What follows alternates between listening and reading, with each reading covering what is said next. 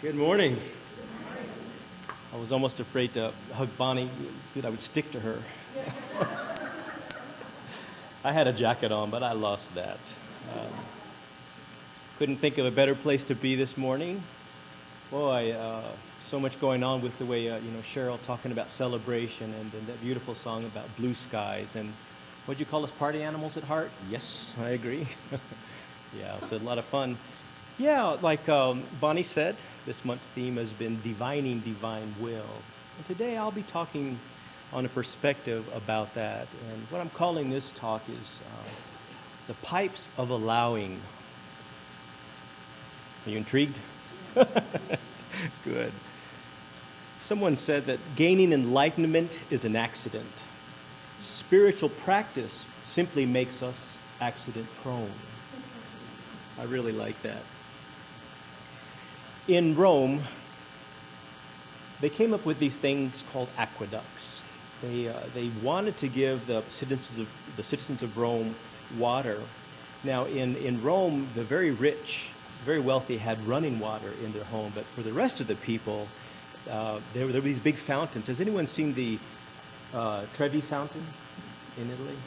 I'd like to go there and jump in there someday. Sounds wonderful. Well, that is actually a very ancient fountain. It originated in the time of Augustus Caesar, and it was originally called the Aqua Virgo Aqueduct. The reason being is because it's said that a young virgin girl showed the soldiers where the source of the water was, and so they kind of named it that. But that water goes all the way down on these big things called aqueducts, and they have these giant fountains and thermal baths that are going on down there. Now, the public fountains of Rome were for two purposes, really. One, of course, is to provide fresh water for the populace, for the general population, so that they could enjoy that too. But the other reason that they had these huge fountains and this water everywhere, it's said that it was up to like 46 million gallons per day. That's a lot of water. But they had these fountains there because they were trying to show how opulent that they were, how powerful and mighty, and how unceasing that their source of abundance was. So it serves two purposes there. Now, let's say that you know nothing about religious science. Let's say that you know nothing about our founder, Ernest Holmes, because maybe some of you don't. But Ernest Holmes was the man who set up what we practice today, which is religious science. Some people call it the science of mind, although I suppose that was the name of the book, wasn't it? The science of mind. Ernest Holmes, he was gentle, soft-spoken, very compassionate. He was intelligent, but he wouldn't have called himself very intelligent, but what he was a constant learner and a seeker of understanding. Holmes was born in Maine on a farm in 1887. And he spent most of his time outdoors like any good Mainer would. And what he was doing, he was asking the questions that we all ask of, what is God? Who am I? Why am I here? Those perennial questions. So when he was 18 and he quit high school, when he graduated from high school, he quit all education. He forewent college. He stopped going to any sort of formal, structured education. He decided to learn what you'd call back then an independent study course. And so he went everywhere. He went down to Boston. He worked in a grocery store. My point is, he didn't come from a scholarly background, but he had these questions that he had to find out about. So he decided to pursue he read the Bhagavad Gita, the Talmud, he read the Bible. Then that got him into art, and that got him into literature and science, everything. And then he came across the writings of Emerson, Ralph Waldo Emerson, and what he said was, reading Emerson is like drinking water to me.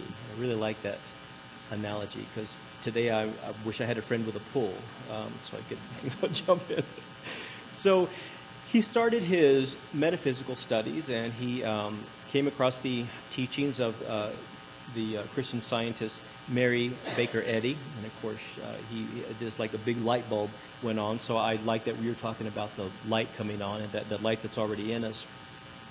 Now, Holmes did not say he was a fountain of knowledge, or that he was anything special, or that he was chosen for anything really. He essentially just started to discover things, and he said, well, maybe other people are interested in these things.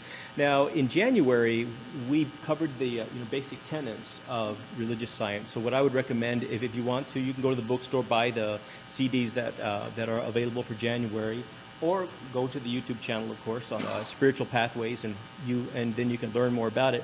But just quickly, let me tell you the basic principle of what Ernest Holmes, what he discovered, and what I'm going to talk about today. This is what he said. He said, we are surrounded by an infinite possibility. It is goodness, life. It is law and reason. In expressing itself through us, it becomes more fully conscious of its own being. Therefore, it wishes to express through us. And it passes into our being automatically, becomes law of our lives. Therefore, we should have faith in it, in its desires, in our ability to do for us all that we shall ever need have done. It must pass through our consciousness to operate for us. We must be conscious that it is doing so. The key thing with this whole way of thinking is that Spirit works for us by working through us. But it can only become power to us only when we recognize that power. Just be sure to really dwell on that just a little bit. Let it sort of mull around. Spirit works for us by working through us, but it can only really work, in other words, when we acknowledge it, when we recognize it. And what I love is that what Ernest Holmes says, what he calls it, we are part of an infinite possibility. And infinite possibilities. If you know anything about quantum mechanics and about metaphysics, well, there's this whole law that states that we're living in a universe of probabilities, complete probabilities. Everything is a probability. When they've done the quantum mechanics studies trying to observe electrons and particles, it would all, I don't need to get into it all because, boy, it's really complicated, and I have fun with it, but I'll get sidetracked.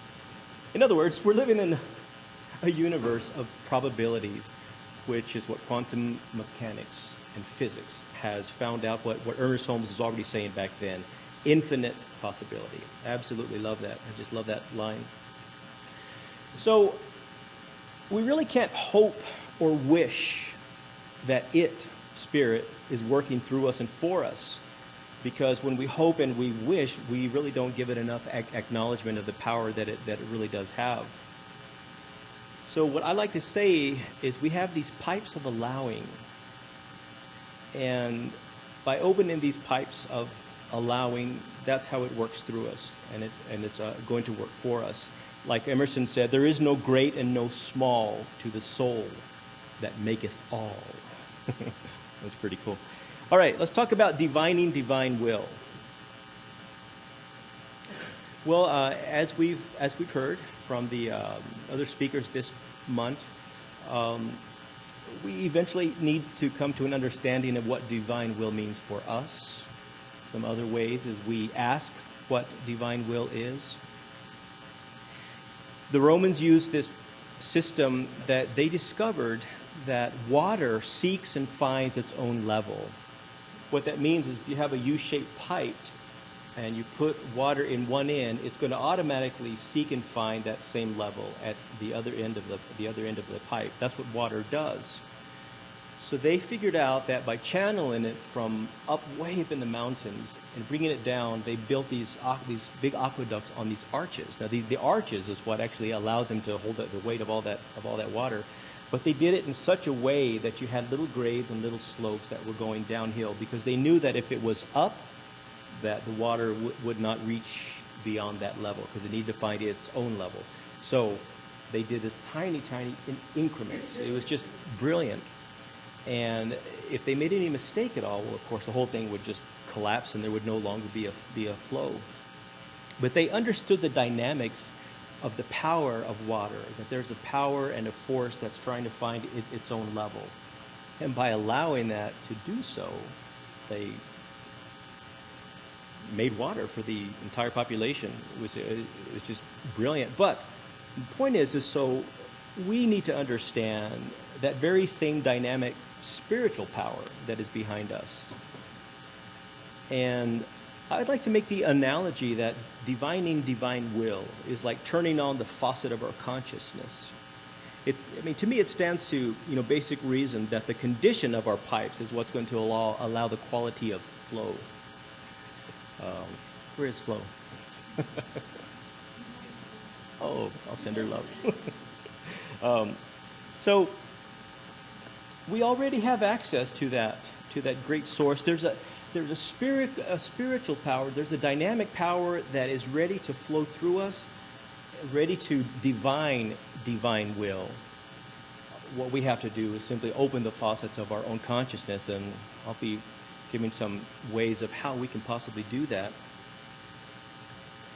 But we do have a source, and that's the first part of what Ernest Holmes was saying. First, we need to acknowledge and recognize that there's even a source behind us, that there's something that is back of us, as Ernest Holmes would say, ready to express through us, ready to flow to us, through us. In other words, like he said, with spirit flows to us, to work to us, through us, it needs to flow to us. I think I got that right.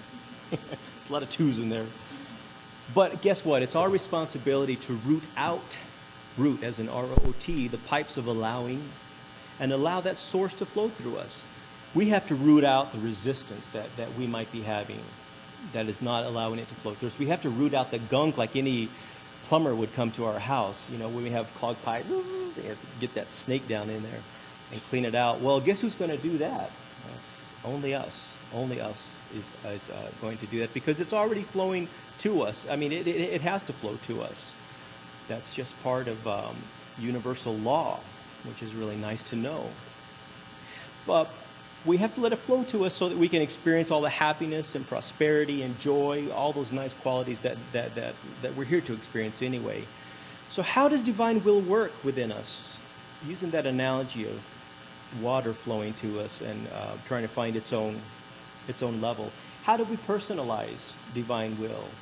Well, we don't need runes or bones or chicken innards or anything like that necessarily to allow divine guidance and divine intelligence. It's already flowing through us. Who do we think is pumping those 2,000 gallons of blood through our system each and every day? Well, or who do we think is creating those 10,000 cells that die every second? And then they're recreated in the very next second. 10 million of them. That's a whole lot of cells. That's a force. There's a power behind us making that happen, helping that happen. There's no mystery about that. It's like us saying that we want to go out and be our own fountain. It's like the Trevi fountain saying, "Hey, I'm going to succeed from all these other fountains and just do my own thing." Well, you can't, because it needs something behind it, right? It needs a source. It needs a power behind it. It needs a source behind it. And it's already flowing through us, that divine intelligence, that divine guidance, which I really do equate with channeling or divining divine will. It's already flowing through us. When we get that nudge to research something or to check out a new workshop or to buy a new book, or when we get that nudge to call a friend, check on them, see how we're doing, we get that nudge to order the red chili instead of the green without knowing the green was bad that day would have made us sick. It's intelligence. That's the highest form of intelligence, in my opinion. I'm just kidding. Although I did make some pretty mean red yesterday. That was very exciting. It's what I call self-love. Okay, there are 3 ways that we can allow that divine will to flow through us, to access us, to work in us so it can work through us. Number 1 that I come up with is to understand and acknowledge that there is a divine intelligence already flowing through us at work constantly. We have to say, yes, I am an open conduit of infinite possibility. How do you get in touch with this? Well, like Bonnie mentioned earlier this month, one way is to do it is meditation, prayer, meditation, being still, being in that peace. If you don't like to meditate, go walk in nature. Go out into nature. You can spend some time in nature. It is said that nature resonates at a frequency of 8 hertz, which I've talked about in the past, which is really low, down there on the piano keyboard, at 8 hertz. Guess what 8 hertz is? The exact same frequency that meditators have when they're in a deep state of meditation. Listening to peaceful music can also get you there. I like to say that 8 hertz is the frequency of spirit. So how are you going to hear spirit if you're not being still, you're not being quiet, if you've had some clogged up pipes? There's also been research that cannabis has been shown to produce the exact same alpha waves in some of the users at 8 hertz. That's your own business, but just be careful about getting the munchies and eating a carton of chocolate mint or cherry Garcia or excuse me, sorry. I know there is a meditation here, right, on Sunday mornings. Meditation's easy. It's easy to learn. It's not complicated. It takes practice, like anything, like what I started out with. It's a spiritual practice, which was what makes us accident-prone to stumble across enlightenment. I have, every Thursday night at my home, I host a meditation and drumming group. So if you're interested in that, contact me via email is probably the best way to do it. Although I'll be gone for about a month this week, so it might take a while to get back to you. Okay, so that was the first one. The second one is ask. Ask for divine guidance. Ask for divine will. Ask for guidance, for intelligence. Who do you ask? Well, you're asking that source that's behind everything. Peggy gave some really good examples that she uses to ask. Go and check out her talk. She also gave some quotes from Marianne Williamson's book, A Return to Love, one that I really recommend highly. But let me tell you some things that I do. I ask when I'm feeling stuck, when my pipes are feeling clogged, I say, Infinite Spirit, find me where you know me to be. Simply cranks open that faucet just a little more. Find me where you know me to be. Sometimes I ask, where would you have me go? What would you have me do? What would you have me say? To whom and how? I sometimes say, I cast this burden to the Christ, Christ meaning the light. I cast this burden to the Christ within, and I go free. I've used that a lot. One thing I also say that's just extremely helpful is, I'm willing to see this differently. It allows you to make that shift from the grievance to the miracle that the Course in Miracles talks about. I'm willing to see this differently. Guide me to the highest love and light here.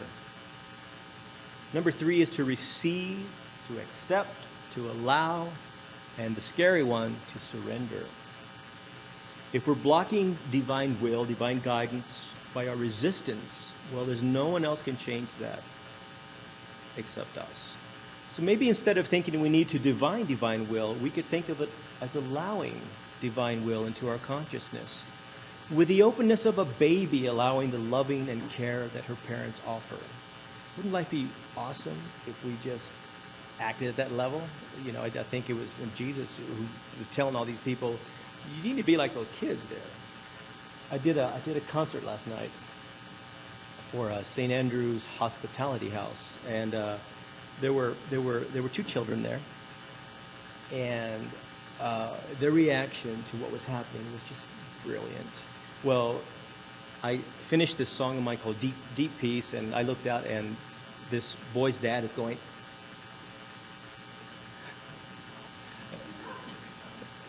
So what he told me on the break was, you put him to sleep. And I said, well, I usually do that to people. And he said, no, you don't get it. And then his mom came and said, no, you don't understand. He won't go to sleep ever. He never goes to sleep. But that song put him to sleep. I said, well, good. So then I met he and his older sister, and they wanted to know about my music and how I made it. And they wanted me to sign their little ticket stubs and that kind of thing. But the point was their enthusiasm, their lack of filters, their lack of joy, just saying, this is all right. That's such a perfect example of how we could definitely try to be when we experience something, when we experience someone. And as we know, in order to receive, we got to what? Give. In other words, we have to be that change we want to see in the world, like Gandhi so famously said. That's now a standard bumper sticker for people. when we become fountains of allowing, what we do is we broadcast that like a clear radio station, and we broadcast that like a beautiful fountain that's just showering everybody with coolness and nourishment. There's parts of our consciousness that may be dry. Maybe we think that we're not good enough. Maybe we're jealous. Maybe we're angry. Maybe we're upset. Maybe who knows. Well, we have to unclog those and get rid of them. When I get up in the mornings, I always try to start with some appreciation. This morning, I was grateful that I didn't get any mosquito bites last night, and I was grateful that my fan above me was working, and I was just counting ways to be appreciative before I even opened my eyes up. Just looking at the ways. I was thinking, I get to come here today. I'm happy about that. I'm appreciative. I'm looking forward to that. So that gratitude, boom, just opening those pipes up, unclogging those pipes so that it can flow through me because I'm not resisting anything. And so by acting with appreciation and gratitude, you're definitely going to experience that and open those channels and pipes of allowing much, much quicker. One affirmation that I've said over and over again is, divine love now flows through me to everything and everyone around me. And that's just a good way to open up the channels. So Larry, if you wouldn't mind calling that up. So to end, I just have a little scale that I'm going to share with you here. This scale will tell you if you're fighting against the current, the power behind us, or if you're going downstream with the current. It's probably hard to read, I understand. But on the left-hand side is the upward scale. This is the emotional guidance scale. On the left-hand side is the upward spiral of emotions, and on the right-hand side is the downward spiral. And if you look the one on the left, the upward spiral, it's more like a funnel, isn't it? It's like a funnel. And good things can flow to you, through you. On the downward spiral, more like a cork. That's getting up there. So, on the very bottom of the downward spiral, I'll just give you some examples of what's on the left side of the downward spiral. What I'm talking about is when we're feeling any of these, we're experiencing some resistance to our flow and to our good and to divine guidance and intelligence and divine will, divine love. On the bottom, fear, grief, depression, powerlessness, victimization. Just above it, insecurity, guilt, unworthiness. Some other ones on the downward spiral would be anger, worry, disappointment, overwhelmment, frustration, irritation, impatience, pessimism. And on the top of the downward spiral is boredom. Gotta watch it with boredom. So I posted this the other day, and somebody made a comment saying they were surprised at that contentment was so close to boredom. I said, anyway. So on the left-hand side, this is the upward spiral. I'll go over all 7 of these. Contentment, hopefulness, optimism. And you can imagine when you're feeling content, when you're at peace with yourself and you're thinking, you know what, everything's going okay today. Nobody made me angry. I didn't piss off anybody. My cat didn't, or whatever. And so that's contentment. And then you can move up to hopefulness. Well, you know what? If today's good, I bet tomorrow can be good. Optimism, in fact, it is going to be good. Positive expectation and belief is just above that. So positive expectation. We all know about positive thinking. That's a cliche way of thinking, but positive expectation is a much better way of phrasing it. Number 3 would be enthusiasm. Enthusiasm for, I get to come here today. I get to see all these nice people. I get to get back in my air-conditioned car afterwards. Passion. Oh my gosh, if you don't have, you must have passion put into everything, and that leads you right up to the top of that upward spiral where you're all channels open, all clear and free. Joy, knowledge, empowerment, freedom, love, and appreciation. Now, who doesn't want that? Does anybody here not want that? Okay, well, good. Just checking if you have a pulse. So by saying, I can be joyful, I can be enthusiastic about life, I can be optimistic, my expectations are good expectations. Everyone I meet today in traffic or at the store is going to be kind and considerate to me. Of course, you reinforce that by doing what? Being kind and considerate and everything. So if you want a copy of this, do you have a Facebook page yet, CSL? Oh, okay. Yeah. I'll send it to Bonnie, and she'll post it if you don't mind. If you don't mind posting it there. And thank you to Larry. I emailed this to him, and he put it up there. So you're awesome, man. So, okay, well, so let's be pipes of allowing this week. At any given moment, let's ask, what am I allowing? What is flowing through me now? What am I experiencing? How can I move up and open those pipes just a little bit more? Because obviously a 2-inch pipe is going to allow a lot more than a, 1/8-inch pipe, right? So let's keep that open and be good and have nothing but a joyful week. And so it is.